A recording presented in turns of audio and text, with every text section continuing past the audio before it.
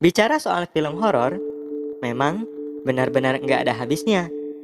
Film yang satu ini ditakuti sekaligus ditunggu, dibenci sekaligus dicintai, dan dimaki-maki.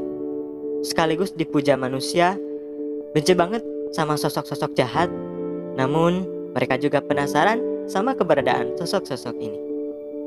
Film horor bisa bikin adrenalin kita terpacu, dan hal itu bagi sebagian orang seperti bermain game. Meski begitu, ada juga orang yang cukup sensitif sama film horor. Jantungnya gampang melemah saat menonton film sejenis ini.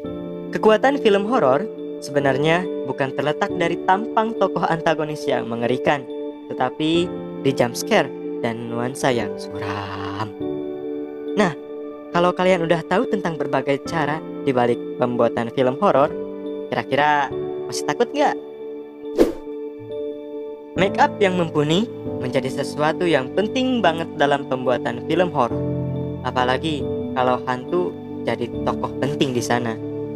Nah, peralatan riasnya pun nggak sesederhana itu. Para penata rias seolah kayak harus bikin topeng di wajah sang pemain. Kalian bisa lihat salah satunya dari film Hellraiser, film yang dirilis pada tahun 1981. Di dalam ini, Pinhead menjadi tokoh antagonis yang mistis, mengerikan, dan sadis. Cuma, kalau kalian lihat di balik layar pembuatan tokoh ini, mungkin rasa takut kalian akan berkurang saat nonton filmnya.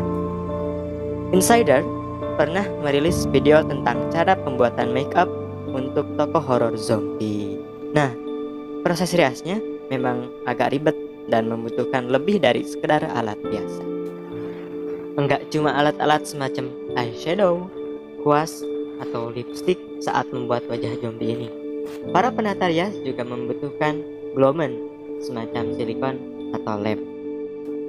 Proses periasan hantu film horor juga sebenarnya hampir sama sih. Memang dibutuhkan lebih dari sekedar alat, karena para FX makeup artis ini harus juga berimajinasi. Keribetan kru-kru di lokasi syuting. Film horor identik sama tempat-tempat sepi, pengap. Nyatanya, nih, dalam proses pembuatan, tempat-tempat syuting film horor malah jadi berwarna, jauh dari kesan mengerikan. Contohnya, kastil yang dipakai buat proses syuting film The Nun 2018, misalnya adalah kastil Carvin, Rumania, yang terkenal mengerikan dan juga punya hawa nggak enak. Bahkan ada humor kalau kastil itu memang beneran berhantu. Loh, nyatanya kastil itu malah jadi ramai dan jauh dari kesan mengerikan dalam proses syuting. Melihat behind the scene dari film ini, termasuk proses keluarnya falak dari air, bikin para penakut sekalipun jadi enggak parno. Hal yang sama juga terjadi pada proses syuting film Pengabdi Setan. Rumah yang jadi lokasi syuting dikabarkan angker. Namun kalian melihat proses syutingnya, kalian nggak akan merasa kalau rumah itu mengerikan. Bahkan rumah yang dipakai buat syuting film pun kelihatan kayak rumah berantakan pada umumnya. Selain itu, waktu proses syuting di luar proses take gambar, para kru sangat sibuk dan ribet.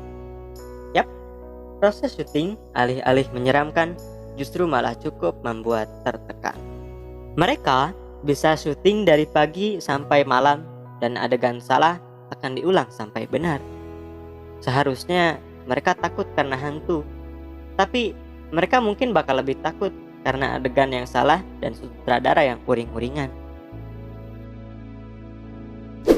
Tokoh antagonis yang manusiawi. Kalian takut sama karakter Hannibal Lecter?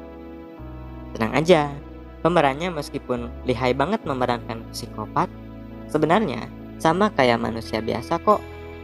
Lihat di sela-sela proses syuting, dia juga bisa lapar dan akhirnya makan kentang goyeng.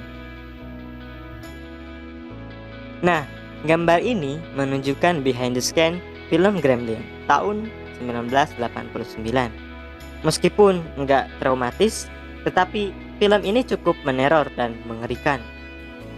Pada foto, kalian bisa lihat bahwa makhluk gremlin aslinya tuh kayak badut taman bermain kan?